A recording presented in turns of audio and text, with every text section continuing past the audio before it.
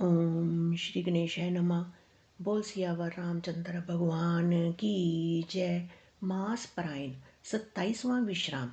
उसी रात त्रिजटा ने सीता जी के पास जाकर उन्हें सब कथा कह सुनाई। शत्रु के सिर और भुजाओं की बढ़ती का संवाद सुनकर सीता जी के हृदय में बड़ा भय हुआ। उनका मुख उदास हो गया, मन में चिंता उत्पन्न हो गई। तब सीता जी त्रिजटा से बोली, हे माता, बताती क्यों नहीं, क्या होगा? संपूर्ण विश्व को दुख देने वाला यह किस प्रकार मरेगा?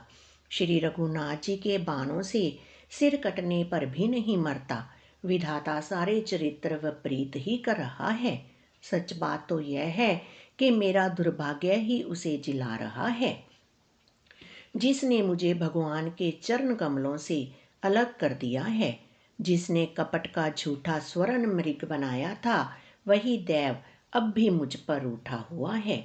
जिस विधाता ने मुझसे दुसह दुख सहन कराए और लक्ष्मण को कड़वे वचन कहलवाए, जो श्री रघुनाथ जी के विरह रूपी बड़े विषैले बाणों से तक तक कर मुझे बहुत बार मार कर अब भी मार रहा है, और ऐसे दुख में भी जो मेरे प्राणों को रख रहा है, वही विधाता उस रावण को जिला रहा है, दूसरा कोई नहीं।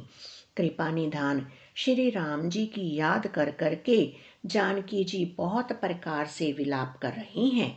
त्रिजटा ने कहा, हे राजकुमारी सुनो, देवताओं का शत्रु रावण हृदय में बाण लगते ही मर जाएगा, परंतु प्रभु उसके हृदय में बाण इसलिए नहीं मारते कि इसमें हृदय में जानकी जी आप बसती हैं। वे यही सोचकर रह जाते हैं कि इसके हृदय में जानकी जी का निवास है। जानकी के हृदय में मेरा निवास है और मेरे उदर में अनेकों भुवन हैं। अतः रावण के हृदय में बाण लगते ही सब भुवनों का नाश हो जाएगा।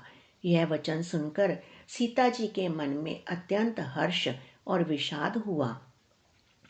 देखकर त्रिजटा ने फिर कहा, हे सुंदरी, महान संदेह का त्याग कर दो। अब सुनो, शत्रु इस प्रकार मरेगा।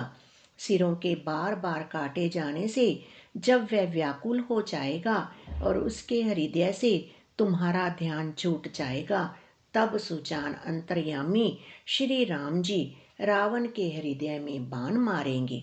ऐसा कहकर और सीता जी को बहुत प्रकार से समझाकर फिर त्रिजटा अपने घर चली गई। श्री रामचंद्र जी के स्वभाव का स्मरण करके जानकी जी को अत्यंत विरह व्यथा उत्पन्न हुई। वे रात्रि की और चंद्रमा की बहुत प्रकार से निंदा कर रही हैं और कह रही हैं, रात युग के समान बड़ी हो गई, वह बीतती ही नहीं। जानकी जी श्री राम जी के विरह में दुखी होकर मन ही मन भारी विलाप कर रही हैं। जब विरह के मारे हृदय में दारुण दाह हो गया, तब उनका बायां नेत्र और बाहु फड़क उठे। शकुन समझकर उन्होंने मन में धैर्य धारण किया कि अब कृपालु श्री रघुवीर अवश्य मिलेंगे। यहाँ आधी रात को रावण मूर्छा से जगा और अपने सारथी पर रुष्ट होकर कहने लगा, अरे मूर्ख, तूने मुझे रणभूमि से अलग कर दिया। अरे अधम, अरे मंदबुद्धि, तुझे धिक्कार है, धिक्कार है। सारथी ने चरण पकड़कर रावण को बहुत प्रकार से समझाया। सवेरा होते ही वह रथ पर चढ़कर फिर दौड़ा। रावण का आना सुनकर बानरों की सेना में बड़ी खलबली मच गई। वे भारी योद्धा यहाँ तहाँ से पर्वत और वृक्ष उखाड़कर क्रोध से दांत कटकटाकर दौड़े। विकट और विकराल वानर भालू हाथों में पर्वत लिए दौड़े। वे अत्यंत क्रोध करके प्रहार करते हैं। उनके मारने से राक्षस भाग चले। बलवान वानरों ने शत्रु की सेना को विचलित करके फिर रावण को घेर लिया। चारों ओर से चपेटे मारकर और नखों से शरीर विदीर्ण कर वानरों ने उसको व्याकुल कर दिया। वानरों को बड़ा ही प्रबल देखकर रावण ने विचार किया और अंतर ध्यान होकर क्षण भर में उसने माया फैलाई। जब उसने पाखंड रचा, तब भयंकर जीव प्रकट हो गए। बेताल, भूत और पिशाच हाथों में धनुष बांध लिए प्रकट हुए। योगिनियाँ एक हाथ में तलवार और दूसरे हाथ में मनुष्य की खोपड़ी लिए ताजा खून पीकर नाचने और बहुत तरह के गीत गाने लगी। वे पकड़ो मारो आदि घोर शब्द बोल रही हैं। चारों ओर सब दिशाओं में यह ध्वनि भर गई। वे मुख फैलाकर खाने दौड़ती हैं। तब वानर भागने लगे। वानर भागकर जहाँ भी जाते हैं वहीं आग जलती देखते हैं। वानर भालू व्याकुल हो गए। फिर रावण बालू बरसाने लगा।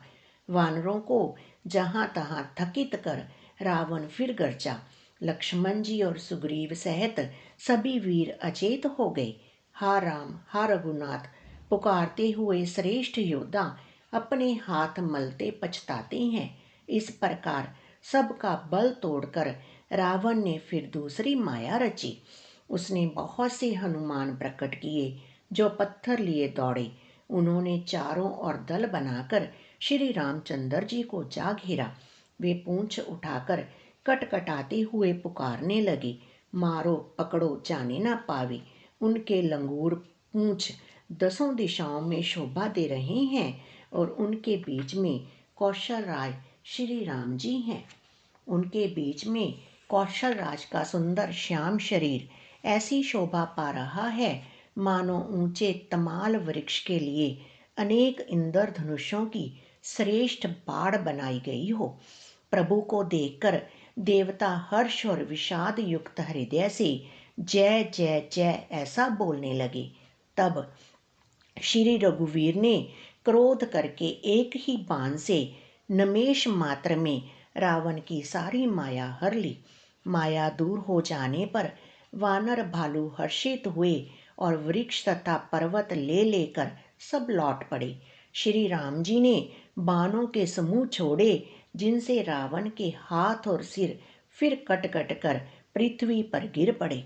श्री राम जी और रावण के युद्ध का चरित्र यदि सैकड़ों शेष सरस्वती वेद और कवि अनेक कल्पों तक गाते रहें तो भी वे उसका पार नहीं पा सकते। उसी चरित्र के कुछ गुणगण मंद बुद्धि तुलसीदास ने कहे हैं। जैसे मक्खी भी अपने पुरुषार्थ के अनुसार आकाश में उड़ती है। सिर और भुजाएं बहुत बार काटी गई फिर भी वीर रावण मरता नहीं।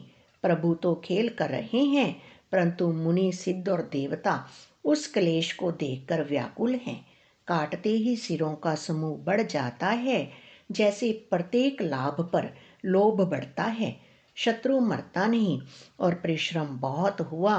तब श्री रामचंद्र जी ने विभीषण की ओर देखा। शिव जी कहते हैं, हे उमा, जिसकी इच्छा मात्र से काल भी मर जाता है वही प्रभु सेवक की प्रीति की परीक्षा ले रहे हैं। विभीषण ने कहा, हे सर्वज्ञ, हे चराचर के स्वामी, हे शरणागत के पालन करने वाले, हे देवता और मुनियों को सुख देने वाले, सुनिए। इसके नाभि कुंड में अमृत का निवास है। हे नाथ, रावण उसी के बल पर जीता है। विभीषण के वचन सुनते ही कृपालु श्री रघुनाथ जी ने हर्षित होकर हाथ में विकराल बांध लिए। उस समय नाना प्रकार के अशकुन होने लगे। बहुत से गधे, सियार और कुत्ते रोने लगे। जगत के दुख को सूचित करने के लिए पक्षी बोलने लगे।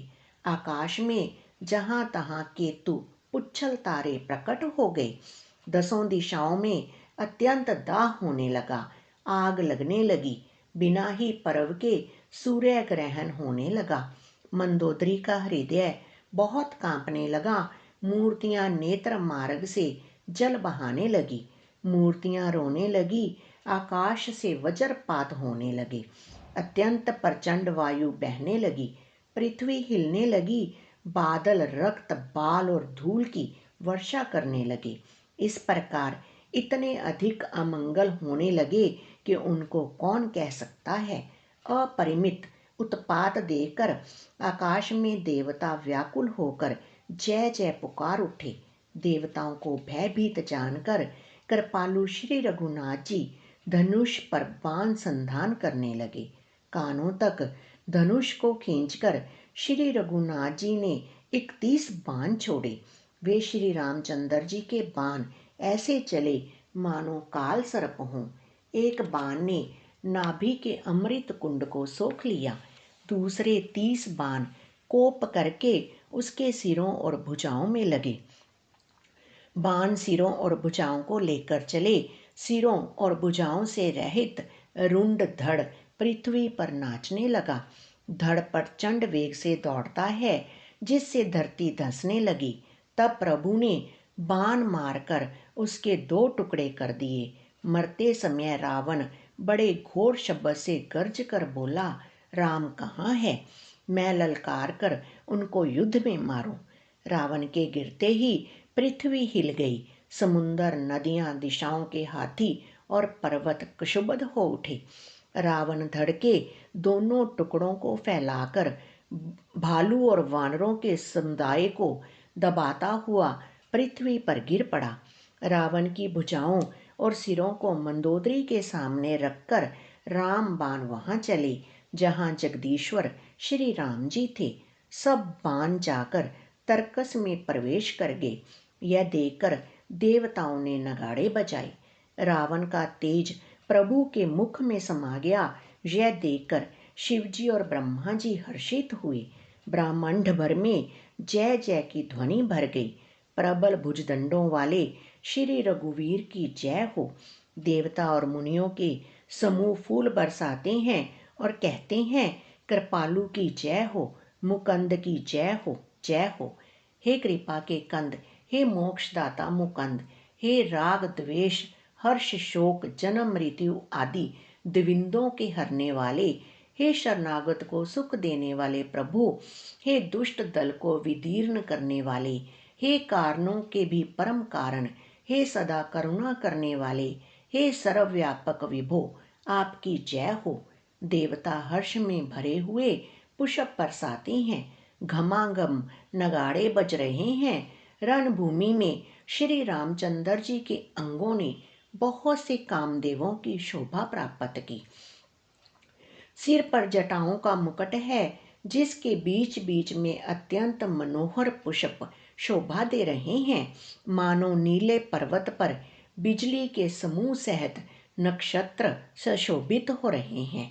श्री राम जी अपने भुजदंडों से बाण और धनुष फिरा रहे हैं।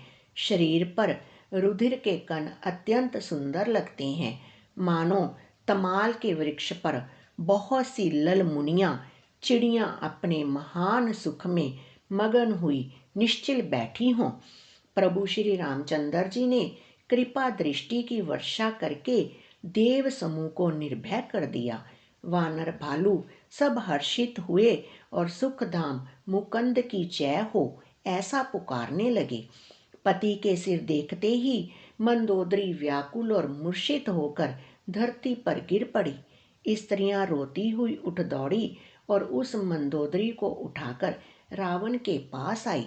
पति की दशा देखकर वे पुकार पुकार कर रोने लगी। उनके बाल खुल गए, देह की संभाल नहीं रही। वे अनेकों प्रकार से छाती पीटती हैं और रोती हुई रावण के प्रताप का बखान करती हैं। वे कहती हैं, हे नाथ, तुम्हारे बल से पृथ्वी सदा कांपती रहती थी। अग्नि, चंद्रमा और सूर्य तुम्हारे सामने तेजहीन थे। शेष और कच्छप भी जिसका भार नहीं सह सकते थे, वही तुम्हारा शरीर आज धूल में भरा हुआ पृथ्वी पर पड़ा है। वरुण, कुबेर, इंद्र और वायु, इनमें से किसी ने भी रण में तुम्हारे सामने धैर्य धारण नहीं किया। हे स्वामी, तुमने अपने भुज बल से काल और यमराज को भी जीत लिया था। वही तुम आज अनाथ की तरह पड़े हो। तुम्हारी प्रभुता जगत भर में प्रसिद्ध है। तुम्हारे पुत्रों और कुटुंबियों के बल का हाय वर्णन ही नहीं हो सकता। श्री रामचंद्र जी के विमुख होने से ही तुम्हारी ऐसी दशा हुई है कि आज कुल में कोई रोने वाला भी ना रह गया। हे नाथ, विधाता की सारी सृष्टि तुम्हारे वश में थी। लोकपाल सदा भयभीत होकर तुमको मस्तक नवाते थे, किंतु हाय, अब तुम्हारे सिर और भुजाओं को गीदड़ खा रहे हैं। राम विमुख के लिए ऐसा होना अनुचित भी नहीं है। हे पति, काल के पूर्ण वश में होने से तुमने किसी का कहना नहीं माना और चराचर के नाथ परमात्मा को मनुष्य करके जाना। दैत्य रूपी वन को जलाने के लिए अग्नि स्वरूप साक्षात श्री हरि को तुमने मनुष्य करके जाना। शिव और ब्रह्मा आदि देवता जिनको नमस्कार करते हैं, उन करुणा में भगवान को हे प्रियतम तुमने नहीं भजा। तुम्हारा यह शरीर जन्म से ही दूसरों से द्रोह करने में तत्पर तथा पाप समूह में रहा। इतने पर भी जिन निर्विकार ब्रह्म श्री राम जी ने तुमको अपना धाम दिया, उनको मैं नमस्कार करती हूँ। आह नाथ, श्री रघुनाथ जी के समान कृपा का समुंदर दूसरा कोई नहीं है। जिन भगवान ने तुमको वह गति दी जो योगी समाज को भी दुर्लभ है।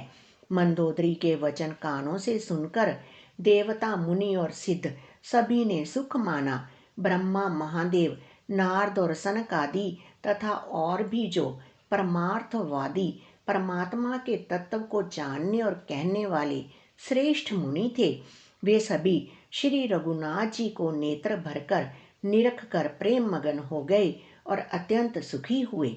अपने घर की सब स्त्रियों को रोती हुई देखकर विभीषण के मन में बड़ा भारी दुख हुआ और वे उनके पास गए।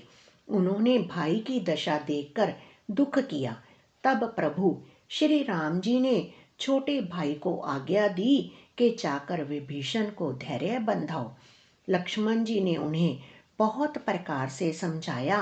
तब विभीषण प्रभु के पास लौट आए। प्रभु ने उनको कृपा पूर्ण दृष्टि से देखा और कहा, सब शोक त्याग कर रावण की अंत्येष्टि क्रिया करो। प्रभु की आज्ञा मानकर और हृदय में देश और काल का विचार करके विभीषण जी ने विधि पूर्वक सब क्रिया की। मंदोदरी आदि सब स्त्रियां उसे रावण को तिलांजलि देकर मन में श्री रघुनाथ जी के गुण समूहों का वर्णन करती हुई महल को गई। सब क्रियाकर्म करने के बाद विभीषण ने आकर पुनः सिर नवाया। तब कृपा के समुंदर श्री राम जी ने छोटे भाई लक्ष्मण जी को बुलाया। श्री रघुनाथ जी ने कहा, तुम वानराज सुग्रीव, अंगद, नल, नील, जामवन और मारुति सब नीति निपुण लोग मिलकर विभीषण के साथ जाओ और उन्हें राज तिलक कर दो। पिताजी के वचनों के कारण मैं नगर में नहीं आ सकता, पर अपने ही समान वानर और छोटे भाई को भेजता हूँ। प्रभु के वचन सुनकर वानर तुरंत चले और उन्होंने जाकर राज तिलक की सारी व्यवस्था की। आदर के साथ विभीषण को सिंहासन पर बैठाकर राज तिलक किया और स्तुति की।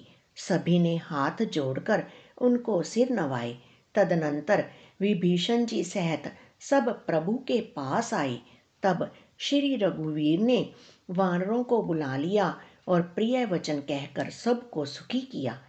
भगवान ने अमृत के समान यह वाणी कहकर सबको सुखी किया कि तुम्हारे ही बल से यह प्रबल शत्रु मारा गया और विभीषण ने राज्य पाया।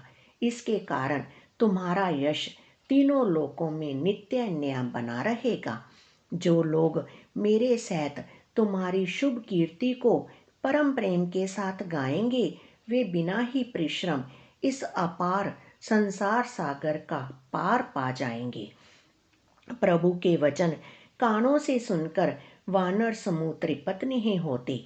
वे सब बार बार सिर नवाते हैं और चरण कमलों को पकड़ते हैं। फिर प्रभु ने हनुमान जी को बुला लिया।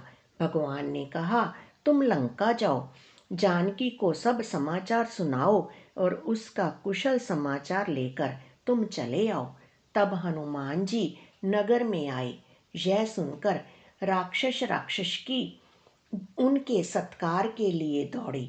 उन्होंने बहुत प्रकार से हनुमान जी की पूजा की और फिर जानकी जी को दिखला दिया। हनुमान जी ने सीता जी को दूर से ही प्रणाम किया। जानकी जी ने पहचान लिया कि यह वही श्री रघुनाथ जी का दूत है और पूछा, हे तात, कहो कृपा के धाम मेरे प्रभु छोटे भाई और वानरों की सेना सहित कुशल से तो हैं। हनुमान जी ने कहा, हे माता, कौशलपति श्री राम जी सब प्रकार से सकुशल हैं। उन्होंने संग्राम में 10 सिर वाले रावण को जीत लिया है और विभीषण ने अचल राज्य प्राप्त किया है। हनुमान जी के वचन सुनकर सीता जी के हृदय में हर्ष छा गया।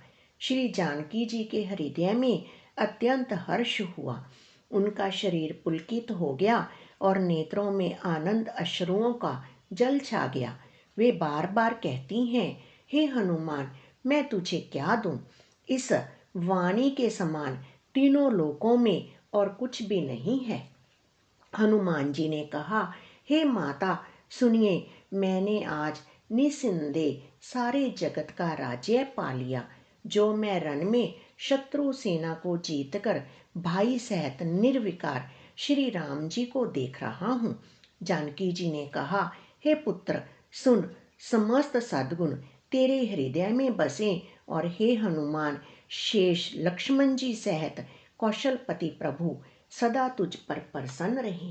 हे तात, अब तुम वही उपाय करो जिससे मैं इन नेत्रों से प्रभु के कोमल श्याम शरीर के दर्शन करूं। तब श्री रामचंद्र जी के पास जाकर हनुमान जी ने जानकी जी का कुशल समाचार सुनाया। सूर्य कुलभूषण श्री राम जी ने संदेश सुनकर युवराज अंगद और विभीषण को बुला लिया और कहा, पवन पुत्र हनुमान के साथ जाओ और जानकी को आदर के साथ ले आओ। वे सब तुरंत ही वहां गए जहां सीता जी थी। सब की सब राक्षसियां नम्रता पूर्वक उनकी सेवा कर रही थी। विभीषण जी ने शीघ्र ही उन लोगों को समझा दिया। उन्होंने बहुत प्रकार से सीता जी को स्नान कराया, बहुत प्रकार के गहने पहनाए और फिर वे एक सुंदर पालकी सजा कर ले आई। सीता जी प्रसन्न होकर सुख के धाम प्रियतम श्री राम जी का स्मरण करके उस पर हर्ष के साथ चढ़ी। चारों ओर हाथों में छड़ी लिए रक्षक चले। सबके मनों में परम उल्लास है। ऋष वानर सब दर्शन करने के लिए आए। तब रक्षक क्रोध करके उनको रोकने दौड़े। श्री रघुवीर ने कहा, हे मित्र, मेरा कहना मानो और सीता को पैदल ले आओ, जिससे वानर उसको माता की तरह देखें। गोसाई श्री राम जी ने हंसकर ऐसा कहा। प्रभु के वचन सुनकर ऋष वानर हर्षित हो गए। आकाश से देवताओं ने बहुत से फूल बरसाए। सीता जी के असली स्वरूप को पहले अग्नि में रखा था, अब भीतर के साक्षी भगवान उनको प्रकट करना चाहते हैं। इसी कारण करुणा के भंडार श्री राम जी ने लीला से कुछ कड़े वचन कहे, जिन्हें सुनकर सब राक्षसियां विषाद करने लगी। प्रभु के वचनों को सिर चढ़ाकर मन वचन और कर्म से पवित्र श्री सीता जी बोली, हे लक्ष्मण, तुम मेरे धर्म के नेगी, धर्म आचरण में सहायक बनो और तुरंत आग तैयार करो। श्री सीता जी की विरह, विवेक, धर्म और नीति से सनी हुई वाणी सुनकर लक्ष्मण जी के नेत्रों में विषाद के आंसुओं का जल भर आया। वे दोनों हाथ जोड़े खड़े रहे। वे भी प्रभु से कुछ कह नहीं सकते। फिर श्री राम जी का रुख देखकर लक्ष्मण जी दौड़े और आग तैयार करके बहुत सी लकड़ी ले आए। अग्नि को खूब बढ़ी हुई देखकर जानकी जी के हृदय में हर्ष हुआ। उन्हें भय कुछ भी नहीं हुआ।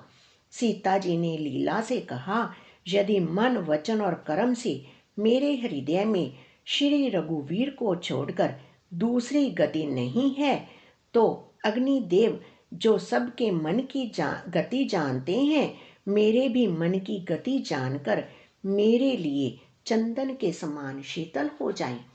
प्रभु श्री राम जी का स्मरण करके और जिनके चरण महादेव जी के द्वारा वंदित हैं तथा जिनमें सीता जी की अत्यंत विशुद्ध प्रीति है, उन कौशलपति की जय बोलकर जानकी जी ने चंदन के समान शीतल हुई अग्नि में प्रवेश किया।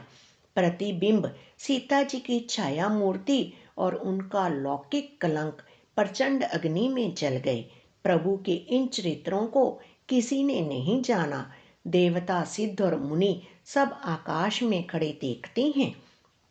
तब अग्नि ने शरीर धारण करके वेदों में और जगत में प्रसिद्ध वास्तविक श्री सीता जी का हाथ पकड़ उन्हें श्री राम जी को वैसे ही समर्पित किया जैसे क्षीर सागर ने विष्णु भगवान को लक्ष्मी समर्पित की थी। वे सीता जी श्री रामचंद्र जी के वाम भाग में विराजित हुई। उनकी उत्तम शोभा अत्यंत ही सुंदर है, मानो नए खिले हुए नीले कमल के पास सोने के कमल की कली सुशोभित हो। देवता हर्षित होकर फूल बरसाने लगे, आकाश में डंके बजने लगे, किन्नर गाने लगे, विमानों पर चढ़ी अप्सराएं नाचने लगी। श्री जानकी जी सहित प्रभु श्री रामचंद्र जी की अपरिमित और अपार शोभा देखकर ऋष वानर हर्षित हो गए और सुख के सार श्री रघुनाथ जी की जय बोलने लगी। तब श्री रघुनाथ जी की आज्ञा पाकर इंद्र का सारथी मातली चरणों में सिर नवाकर रथ लेकर चला गया। तदनंतर सदा के स्वार्थी देवता आए। वे ऐसे वचन कह रहे हैं मानो बड़े परमार्थी हों। हे दीनबंधु, हे दयालु रघुराज, हे परमदेव, आपने देवताओं पर बड़ी दया की। विश्व के द्रोह में तत्पर यह दुष्ट कामी और कुमार्ग पर चलने वाला रावण अपने ही पाप से नष्ट हो गया। आप समरूप ब्रह्म अविनाशी नित्य एक रस सब भाव से ही उदासीन शत्रु मित्र भाव रहत अखंड निर्गुण मायक गुणों से रहत अजन्मा निष्पाप निर्विकार अजय अमोघ शक्ति जिनकी शक्ति कभी व्यर्थ नहीं होती और दयामय है। आपने ही मत्स्य, कश्यप, वाराह, नरसिंह, वामन और परशुराम के शरीर धारण किए। हे नाथ, जब जब देवताओं ने दुख पाया तब तब अनेकों शरीर धारण करके आपने ही उनका दुख नाश किया। यह दुष्ट मलिन हृदय देवताओं का नित्य शत्रु, काम, लोभ और मद के प्रायण तथा अत्यंत क्रोधी था। ऐसे अधमों के शिरोमणि ने भी आपका परम पद पा लिया। इस बात का हमारे मन में आश्चर्य हुआ। हम देवता श्रेष्ठ अधिकारी होकर भी स्वार्थ परायण हो आपकी भक्ति को भुलाकर निरंतर भव सागर के प्रवाह जन्म मृत्यु के चक्कर में पड़े हैं। अब हे प्रभु, हम आपकी शरण में आ गए, हमारी रक्षा कीजिए। विनती करके देवता और सिद्ध सब जहाँ के तहाँ हाथ जोड़े खड़े रहे। तब अत्यंत प्रेम से पुलकित शरीर होकर ब्रह्मा जी स्तुति करने लगे। हे नित्य सुखधाम और दुखों को हरने वाले हरि, हे धनुष बाण धारण किए हुए रघुनाथ जी, आपकी जय हो। हे प्रभु, आप जन्म मरण रूपी हाथी को विदीर्ण करने के लिए सिंह के समान हैं। हे नाथ, हे सर्वव्यापक, आप गुणों के समुंदर और परम चतुर हैं। आपके शरीर की अनेकों कामदेवों के समान परंतु अनुपम छवि है। सिद्ध, मुनीश्वर और कवि आपके गुण गाते रहते हैं। आपका यश पवित्र है। आपने रावण रूपी महासर्प को गरुड़ की तरह क्रोध करके पकड़ लिया। हे प्रभु, आप सेवकों को आनंद देने वाले, शोक और भय का नाश करने वाले, सदा क्रोध रहित और नित्य ज्ञान स्वरूप हैं।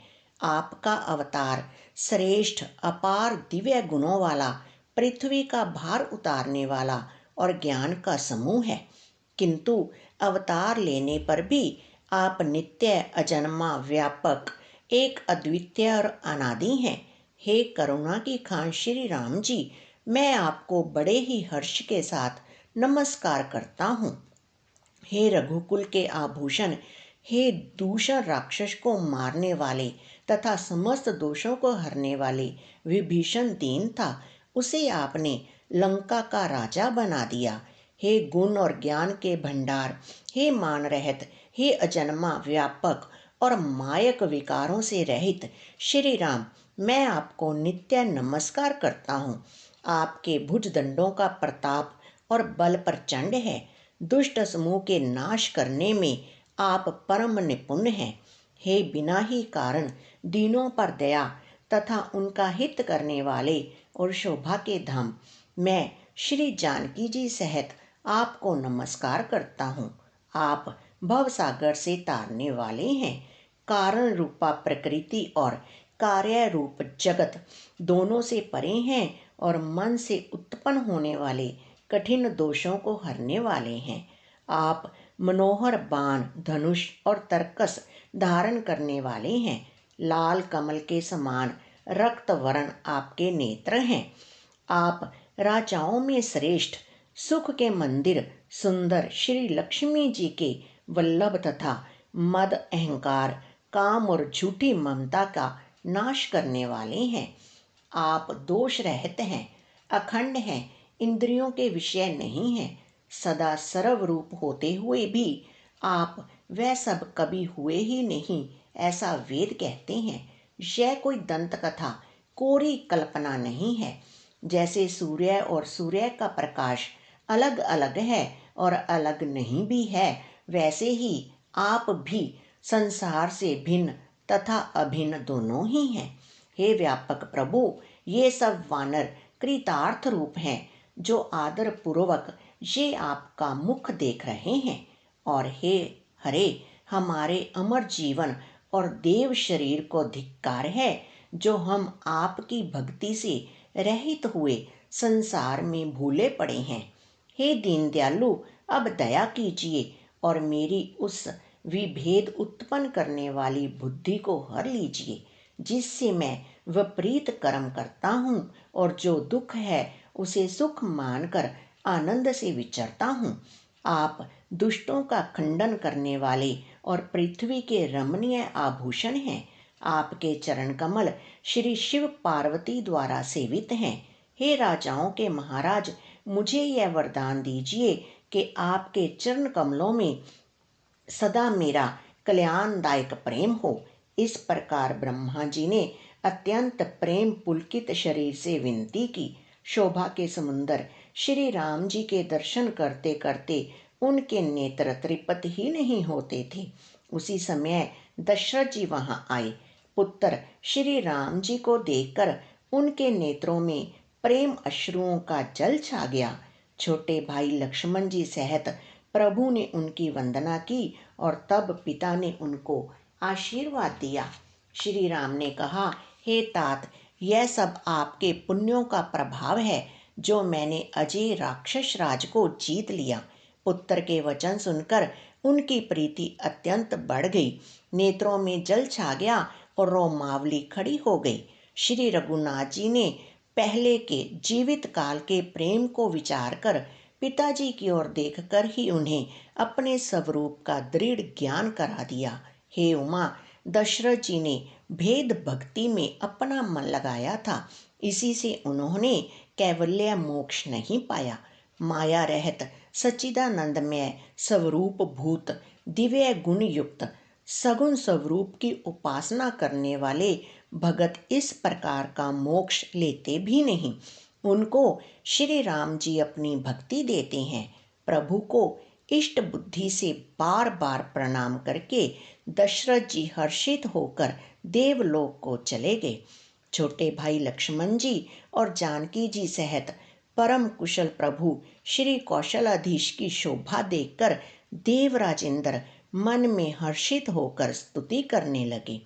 शोभा के धाम शरणागत को विश्राम देने वाले श्रेष्ठ तरकस, धनुष और बाण धारण किए हुए प्रबल प्रतापी भुजदंडों वाले श्री रामचंद्र जी की जय हो। हे खर और दूषण के शत्रु और राक्षसों की सेना के मर्दन करने वाले, आपकी जय हो। हे नाथ, आपने इस दुष्ट को मारा जिससे सब देवता सनाथ सुरक्षित हो गए। हे भूमि का भार हरने वाले, हे अपार श्रेष्ठ महिमा वाले, आपकी जय हो। हे रावण के शत्रु, हे कृपालु, आपकी जय हो। आपने राक्षसों को बेहाल कर दिया। लंकापति रावण को अपने बल का बहुत घमंड था। उसने देवता और गंधर्व सभी को अपने वश में कर लिया था और वह मुनि, सिद्ध, मनुष्य, पक्षी और नाग सभी के हठ पूर्वक हाथ धोकर पीछे पड़ गया था। वह दूसरों से द्रोह करने में तत्पर और अत्यंत दुष्ट था। उस पापी ने वैसा ही फल पाया। अब हे दीनों पर दया करने वाले, हे कमल के समान विशाल नेत्रों वाले, सुनिए। मुझे अत्यंत अभिमान था कि मेरे समान कोई नहीं है, पर अब प्रभु आपके चरण कमलों के दर्शन करने से दुख समूह का देने वाला मेरा वह अभिमान जाता रहा। कोई उन निर्गुण ब्रह्म का ध्यान करते हैं जिन्हें वेद अव्यक्त निराकार कहते हैं, परंतु हे राम जी, मुझे तो आपका यह सगुण कौशल राज स्वरूप ही प्रिय लगता है। श्री जानकी जी और छोटे भाई लक्ष्मण जी सहित मेरे हृदय में अपना घर बनाइए। हे रमानिवास, मुझे अपना दास समझिए और अपनी भक्ति दीजिए। हे रमानिवास, हे शरणागत के भय को हरने वाले और उसे सब प्रकार का सुख देने वाले, मुझे अपनी भक्ति दीजिए। हे सुख के धाम, हे अनेकों कामदेवों की छवि वाले रघुकुल के स्वामी श्री रामचंद्र जी, मैं आपको नमस्कार करता हूँ। हे देव समूह को आनंद देने वाले, जन्म मृत्यु, हर्ष विषाद, सुख दुख आदि द्वंद्वों के नाश करने वाले, मनुष्य शरीरधारी, अतुलनीय बल वाले, ब्रह्मा और शिव आदि से सेवनीय, करुणा से कोमल श्री राम जी, मैं आपको नमस्कार करता हूँ। हे कृपालु, अब मेरी ओर कृपा करके कृपा दृष्टि से देखकर आज्ञा दीजिए कि मैं क्या सेवा करूं। इंद्र के ये प्रिय वचन सुनकर दीन दयालु श्री राम जी बोले, हे देवराज सुनो, हमारे वानर भालू जिन्हें निशाचरों ने मार डाला है पृथ्वी पर पड़े हैं। इन्होंने मेरे हित के लिए अपने प्राण त्याग दिए। हे सुजान देवराज, इन सबको जिला दो। काकभुशुंडी जी कहते हैं, हे गरुड़ सुनिए, प्रभु के ये वचन अत्यंत गहन गूढ़ हैं। ज्ञानी मुनि ही इन्हें जान सकते हैं। प्रभु श्री राम जी त्रिलोकी को मारकर जिला सकते हैं। यहाँ तो उन्होंने केवल इंद्र को बढ़ाई दी है। इंद्र ने अमृत बरसाकर वानर भालुओं को जिला दिया। सब हर्षित होकर उठे और प्रभु के पास आए। अमृत की वर्षा दोनों ही दलों पर हुई, पर ऋष वानर ही जीवित हुए, राक्षस नहीं, क्योंकि राक्षसों के मन तो मरते समय रामाकार हो गए थे, अतः वे मुक्त हो गए, उनके भव बंधन छूट गए। किंतु वानर और भालू तो सब देवांश भगवान की लीला के परिकर थे, इसलिए वे सब श्री रघुनाथ जी की इच्छा से जीवित हो गए। श्री रामचंद्र जी के समान दीनों का हित करने वाला कौन है, जिन्होंने सारे राक्षसों को मुक्त कर दिया। दुष्ट पापों के घर और कामी रावण ने भी वह गति पाई जिसे श्रेष्ठ मुनि भी नहीं पाते। फूलों की वर्षा करके सब देवता सुंदर विमानों पर चढ़ चढ़ कर चले। तब सुअवसर जानकर सुजान शिव जी प्रभु श्री रामचंद्र जी के पास आए और परम प्रेम से दोनों हाथ जोड़कर कमल के समान नेत्रों में जल भरकर पुलकित शरीर और गदगद वाणी से त्रिपुरारी शिवजी विनती करने लगे, हे रघुकुल के स्वामी, सुंदर हाथों में श्रेष्ठ धनुष और सुंदर बाण धारण किए हुए आप मेरी रक्षा कीजिए। आप महामोह रूपी मेघ समूह के उड़ाने के लिए प्रचंड पवन है, संशय रूपी वन के भस्म करने के लिए अग्नि है और देवताओं को आनंद देने वाले हैं। आप निर्गुण सगुण दिव्य गुणों के धाम और परम सुंदर हैं। भ्रम रूपी अंधकार के नाश के लिए प्रबल प्रतापी सूर्य हैं। काम क्रोध और मद रूपी हाथियों के वध के लिए सिंह के समान आप इस सेवक के मन रूपी वन में निरंतर निवास कीजिए। विषय कामनाओं के समूह रूपी कमल वन के नाश के लिए आप प्रबल पाला हैं। आप उदार और मन से परे हैं। भव सागर को मथने के लिए आप मंदराचल पर्वत हैं। आप हमारे परम भय को दूर कीजिए और हमें दुस्तर संसार सागर से पार कीजिए।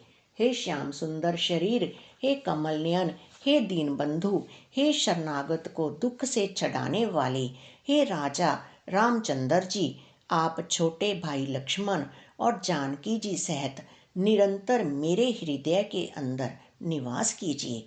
आप मुनियों को आनंद देने वाले, पृथ्वी मंडल के भूषण, तुलसीदास के प्रभु और भय का नाश करने वाले हैं। हे नाथ, जब अयोध्यापुरी में आपका राज तिलक होगा, तब हे कृपा सागर, मैं आपकी उदार लीला देखने आऊँगा। जब शिवजी विनती करके चले गए, तब विभीषण जी प्रभु के पास आए और चरणों में सिर नवाकर कोमल वाणी से बोले, हे शारंग धनुष के धारण करने वाले प्रभु, मेरी विनती सुनिए। आपने कुल और सेना सहित रावण का वध किया, त्रिभुवन में अपना पवित्र यश फैलाया और मुझ दीन पापी बुद्धिहीन और जातिहीन पर बहुत प्रकार से कृपा की। अब हे प्रभु, इस दास के घर को पवित्र कीजिए और वहां चलकर स्नान कीजिए, जिससे युद्ध की थकावट दूर हो जाए। हे कृपालु, खजाना, महल और संपत्ति का निरीक्षण कर प्रसन्नता पूर्वक वानरों को दीजिए। हे नाथ, मुझे सब प्रकार से अपना लीजिए और फिर हे प्रभु, मुझे साथ लेकर अयोध्यापुरी को पधारिए। विभीषण जी के कोमल वचन सुनते ही दीन दयालु प्रभु के दोनों विशाल नेत्रों में प्रेम अश्रुओं का जल भर आया। श्री राम जी ने कहा, हे भाई सुनो, तुम्हारा खजाना और घर सब मेरा ही है, यह बात सच है। पर भरत की दशा याद करके मुझे एक एक पल कल्प के समान बीत रहा है। तपस्वी के वेश में कृष दुबले शरीर से निरंतर मेरा नाम जप कर रहे हैं। हे सखा, वही उपाय करो जिससे मैं जल्दी से जल्दी उन्हें देख सकूं। मैं तुमसे अनुरोध करता हूँ, यदि अवधि बीत जाने पर जाता हूँ तो भाई को जीता ना पाऊंगा। छोटे भाई भरत जी की प्रीति का स्मरण करके प्रभु का शरीर बार बार पुलकित हो रहा है। श्री राम जी ने फिर कहा, हे विभीषण, तुम कल्प भर राज्य करना, मन में मेरा निरंतर स्मरण करते रहना, फिर तुम मेरे उस धाम को पा जाओगे जहाँ सब संत जाते हैं। श्री रामचंद्र जी के वचन सुनते ही विभीषण जी ने हर्षित होकर कृपा के धाम श्री राम जी के चरण पकड़ लिए। सभी वानर भालू हर्षित हो गए और प्रभु के चरण पकड़कर उनके निर्मल गुणों का बखान करने लगे। फिर विभीषण जी महल को गए और उन्होंने मणियों के समूहों से और वस्त्रों से विमान को भर लिया। फिर उस पुष्पक विमान को लाकर प्रभु के सामने रखा। तब कृपा सागर श्री राम जी ने हंसकर कहा, हे सखा विभीषण, सुनो, विमान पर चढ़कर आकाश में जाकर वस्त्रों और गहनों को बरसा दो। तब आज्ञा सुनते ही विभीषण जी ने आकाश में जाकर सब मणियों और वस्त्रों को बरसा दिया। जिसके मन को जो अच्छा लगता है वह वही ले लेता है। मणियों को मुंह में लेकर वानर फिर उन्हें खाने की चीज ना समझकर उगल देते हैं। यह तमाशा देखकर परम विनोदी और कृपा के धाम श्री राम जी, सीता जी और लक्ष्मण जी सहित हंसने लगे। जिनको मुनि ध्यान में भी नहीं पाते, जिन्हें वेद नेति नेति कहते हैं, वे ही कृपा के समुंदर श्री राम जी वानरों के साथ अनेकों प्रकार के विनोद कर रहे हैं। शिव जी कहते हैं, हे उमा, अनेकों प्रकार के योग, जप, दान, तप, यज्ञ, व्रत और नियम करने पर भी श्री रामचंद्र जी वैसी कृपा नहीं करते जैसी अनन्य प्रेम होने पर करते हैं। भालुओं और वानरों ने कपड़े गहने पाए और उन्हें पहन पहन कर वे श्री रघुनाथ जी के पास आए। अनेकों जातियों के वानरों को देखकर कौशलपति श्री राम जी बार बार हंस रहे हैं। श्री रघुनाथ जी ने कृपा दृष्टि से देखकर सब पर दया की। फिर वे कोमल वचन बोले, हे भाइयों, तुम्हारे ही बल से मैंने रावण को मारा और फिर विभीषण का राज तिलक किया। अब तुम सब अपने अपने घर जाओ, मेरा स्मरण करते रहना और किसी से डरना नहीं। ये वचन सुनते ही सब वानर प्रेम में विवल होकर हाथ जोड़कर आदर पूर्वक बोले, प्रभु, आप जो कुछ भी कहें आपको सब सोहता है, पर आपके वचन सुनकर हमको मोह होता है। हे रघुनाथ जी, आप तीनों लोकों के ईश्वर हैं। हम वानरों को दीन जानकर ही आपने स्नात किया है। प्रभु के ऐसे वचन सुनकर हम लाज के मारे मरे जा रहे हैं। कहीं मच्छर भी गरुड़ का हित कर सकते हैं। श्री राम जी का रुख देखकर ऋष वानर प्रेम में मगन हो गए। उनके घर जाने की इच्छा नहीं है, परंतु प्रभु की प्रेरणा से सब वानर भालू श्री राम जी के रूप को हृदय में रखकर और अनेकों प्रकार से विनती करके हर्ष और विषाद सहित घर को चले। वानरराज सुग्रीव, नील, ऋक्षराज जामवान, अंगद, नल और हनुमान तथा विभीषण सहित और जो बलवान वानर सेनापति हैं, वे कुछ कह नहीं सकते। प्रेमवश नेत्रों में जल भर भर कर नेत्रों का पलक मारना छोड़कर टकटकी लगाए सम्मुख होकर श्री राम जी की ओर देख रहे हैं। श्री रघुनाथ जी ने उनका अतिशय प्रेम देखकर सबको विमान पर चढ़ा लिया। तदनंतर मन ही मन विपर चरणों में सिर नवाकर उत्तर दिशा की ओर विमान चलाया। विमान के चलते समय बड़ा शोर हो रहा है। सब कोई श्री रघुवीर की जय कह रहे हैं। विमान में एक अत्यंत ऊंचा मनोहर सिंहासन है। उस पर सीता जी सहित प्रभु श्री रामचंद्र जी विराजमान हो गए। पत्नी सहित श्री राम जी ऐसे सुशोभित हो रहे हैं मानो सुमेरु के शिखर पर बिजली सहित श्याम मेघ हो। सुंदर विमान बड़ी शीघ्रता से चला। देवता हर्षित हुए और उन्होंने फूलों की वर्षा की। अत्यंत सुख देने वाली 3 प्रकार की शीतल मंद सुगंधित वायु चलने लगी। समुंदर, तालाब और नदियों का जल निर्मल हो गया। चारों ओर सुंदर शकुन होने लगे। सबके मन प्रसन्न है। आकाश और दिशाएं निर्मल हैं। श्री रघुवीर ने कहा, हे सीते, रणभूमि देखो। लक्ष्मण ने यहाँ इंद्र को जीतने वाले मेघनाद को मारा था। हनुमान और अंगद के मारे हुए ये भारी भारी निशाचर रणभूमि में पड़े हैं। देवताओं और मुनियों को दुख देने वाले कुंभकर्ण और रावण दोनों भाई यहाँ मारे गए। मैंने यहाँ पुल बांधा और सुखधाम श्री शिव जी की स्थापना की। तदनंतर कृपा निधान श्री राम जी ने सीता जी सहित श्री रामेश्वर महादेव को प्रणाम किया। वन में जहाँ जहाँ करुणा सागर श्री रामचंद्र जी ने निवास और विश्राम किया था, वे सब स्थान प्रभु ने जानकी जी को दिखलाए और सबके नाम बतलाए। विमान शीघ्र ही वहाँ चला आया जहाँ परम सुंदर दंडक वन था और अगस्त्य आदि बहुत से मुनिराज रहते थे। श्री राम जी इन सब के स्थानों में गए। संपूर्ण ऋषियों से आशीर्वाद पाकर जगदीश्वर श्री राम जी चित्रकूट आए। वहाँ मुनियों को संतुष्ट किया। फिर विमान वहाँ से आगे तेजी के साथ चला। फिर श्री राम जी ने जानकी जी को कलयुग के पापों का हरण करने वाली सुहावनी यमुना जी के दर्शन कराए। फिर पवित्र गंगा जी के दर्शन किए। श्री राम जी ने कहा, हे सीते, इन्हें प्रणाम करो। फिर तीर्थराज प्रयाग को देखो, जिसके दर्शन से ही करोड़ों जन्मों के पाप भाग जाते हैं। फिर परम पवित्र त्रिवेणी जी के दर्शन करो, जो शोकों को हरने वाली और श्री हरि के परम धाम पहुँचने के लिए सीढ़ी के समान है।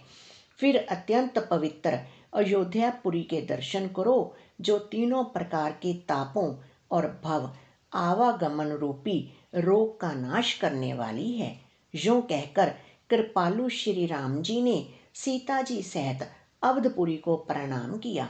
सजल नेत्र और पुलकित शरीर होकर श्री राम जी बार बार हर्षित हो रहे हैं।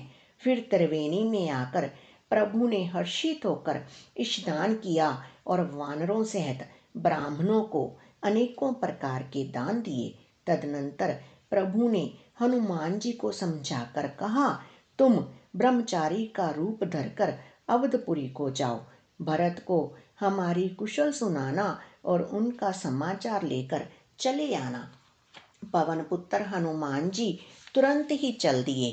तब प्रभु भरद्वाज जी के पास गए। मुनि ने इष्ट बुद्धि से उनकी अनेकों प्रकार से पूजा की और स्तुति की और फिर लीला की दृष्टि से आशीर्वाद दिया। दोनों हाथ जोड़कर तथा मुनि के चरणों की वंदना करके प्रभु विमान पर चढ़कर फिर आगे चले। यहाँ जब निषाद राज ने सुना कि प्रभु आ गए, तब उसने नाव कहाँ है, नाव कहाँ है पुकारते हुए लोगों को बुलाया। इतने में ही विमान गंगा जी को लांघकर इस पार आ गया और प्रभु की आज्ञा पाकर वह किनारे पर उतरा। तब सीता जी बहुत प्रकार से गंगा जी की पूजा करके फिर उनके चरणों पर गिरी। गंगा जी ने मन में हर्षित होकर आशीर्वाद दिया, हे सुंदरी, तुम्हारा सुहाग अखंड हो। भगवान के तट पर उतरने की बात सुनते ही निषाद राज गुह प्रेम में विभल होकर दौड़ा। परम सुख से परिपूर्ण होकर वह प्रभु के समीप आया और श्री जानकी जी सहित प्रभु को देखकर वह आनंद समाधि में मगन होकर पृथ्वी पर गिर पड़ा।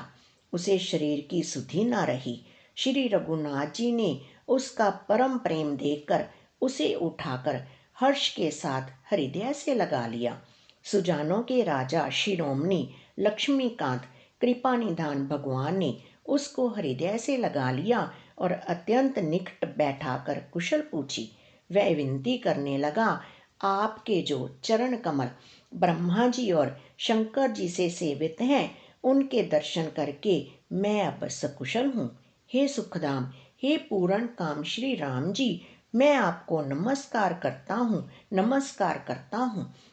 सब प्रकार से नीच उस निषाद को भगवान ने भरत जी की भांति हृदय से लगा लिया। तुलसीदास जी कहते हैं, इस मंद बुद्धि ने मैंने मोहवश उस प्रभु को भुला दिया।